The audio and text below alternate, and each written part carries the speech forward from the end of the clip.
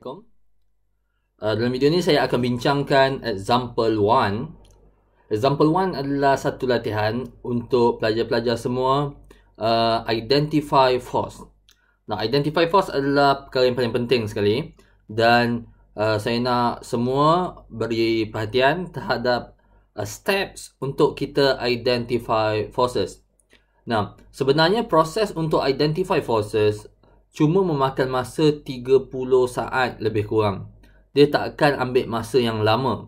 Ya, tetapi mungkin pada peringkat awal, pelajar semua akan rasa benda ni memakan masa dan terlalu banyak proses.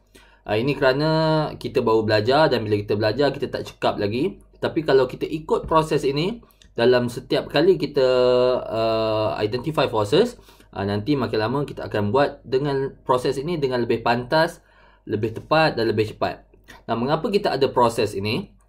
Proses ini ada sebab kita nak mengelakkan daripada kita tersilap identify forces.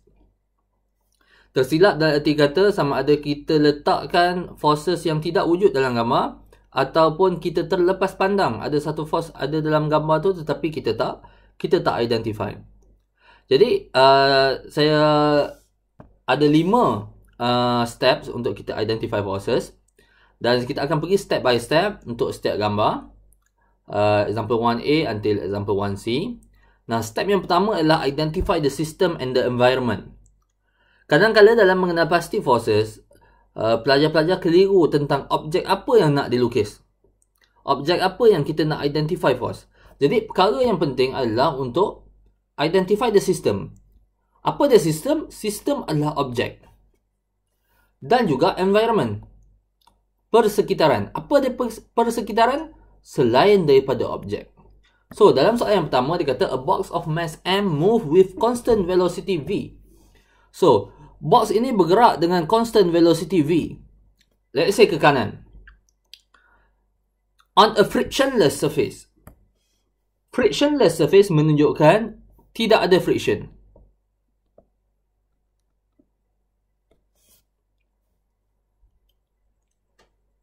Dan identify the forces acting on the box.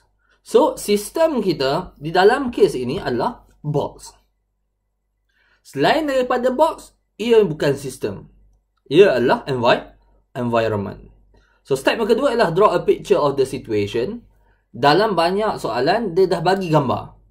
So, proses untuk kita identify hanyalah dengan kita conteng pada gambar pada soalan. Tapi untuk example 1 ni kita tak bagi gambar, so kita sketchkan dulu situation dia. Lukiskan setiap benda. Kalau ada tali, lukis tali. Kalau ada wire, lukis wire. Kalau ada surface, kita lukis surface. Dan kemudian kita boleh buat step yang ketiga. Draw a closed curve around the object. Tadi dalam step pertama kita dah identify object. Sekarang ni kita kena lukiskan bulatan pada objek tu. Supaya kita betul-betul nampak apa dia objek yang kita nak lukiskan. 4. Locate every point on the boundary of the curve where the environment touches the system. So, kita ada box. Kita akan round dalam bulatan ni. Kita tengok mana dia yang environment menyentuh objek. So, bila kita round dalam bulatan yang kita lukis ini, kita dapati di part yang bertanda hijau ini ada environment. Yang ini surface menyentuh objek. Surface adalah agent bagi normal force.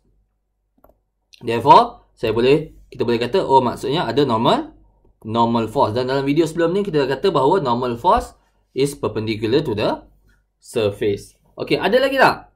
So, itu sahaja yang mana kalau kita round, kita tengok itu sahaja yang mana ada environment menyentuh sistem. Name and label each force acting on the object. So, saya dah namakan dan dah labelkan dah force. Ini normal force. And then, dia kata kat sini, there is at least one force at each point of contact. There may be more than one. Okay. So, step 1 sampai 5 ni nampaknya dia mengajar kita mengenal pasti contact force. Tetapi jangan lupa bahawa objek ini berada di bumi dan saya kata sentiasa mesti ada weight. So, ini adalah long range force. So, sebenarnya step yang ke-6 adalah label long range force. Tapi dalam chapter kita cuma ada satu saja, yang ini weight. So, itu untuk example A. Nampak? Hanya ada 2 force sahaja pada objek ini. Mungkin kalau ada soalan ni, kita tanya dalam tutorial. Kenapa ada 2 saja? Kenapa tidak lebih? Dan seterusnya soalan B. A box of mass M is pulled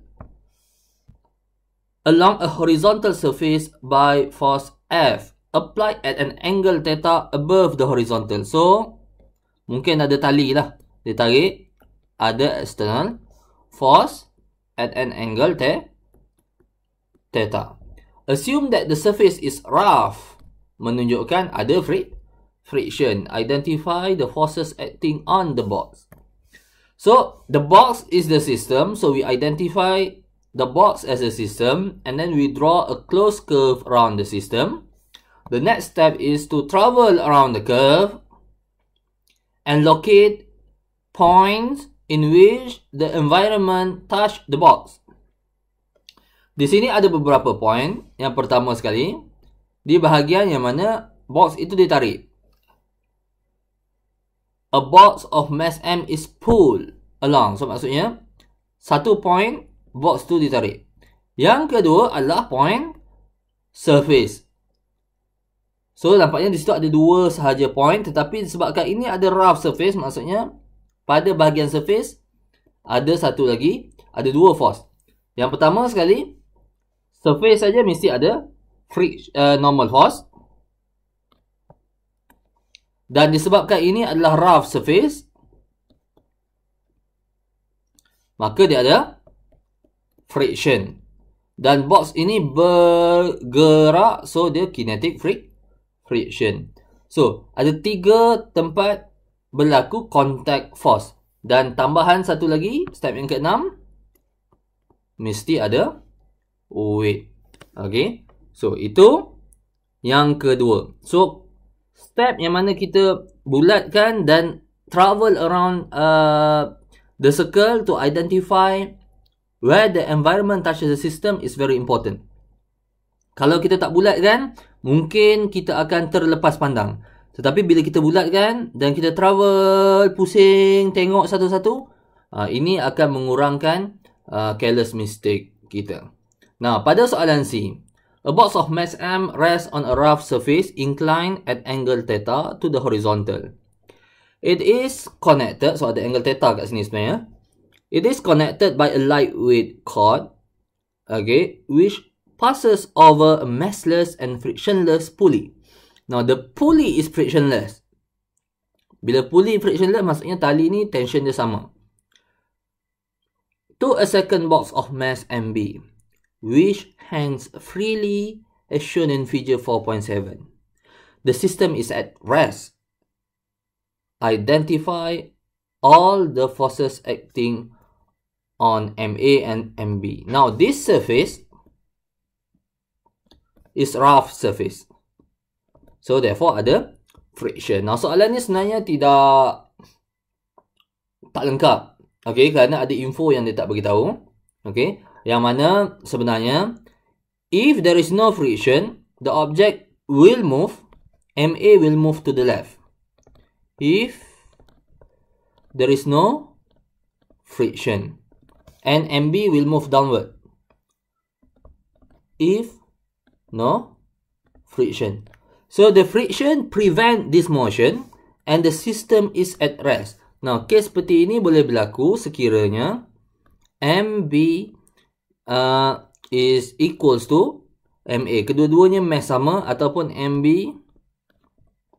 is larger than MA. Nah, ini satu info yang ketinggalan lah sebenarnya. Saya tertinggal. Okay, sebab kita nak fokus pada lukisan diagram.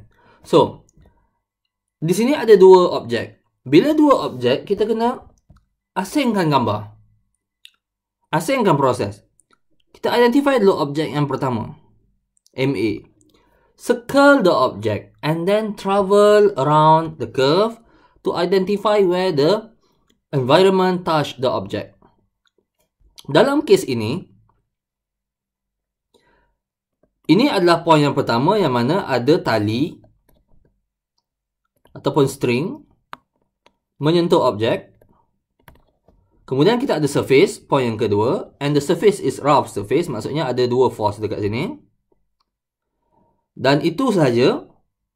Maksudnya di sini kita ada, bila ada tali adalah agent bagi tension. And tension, direction of tension is away from the object.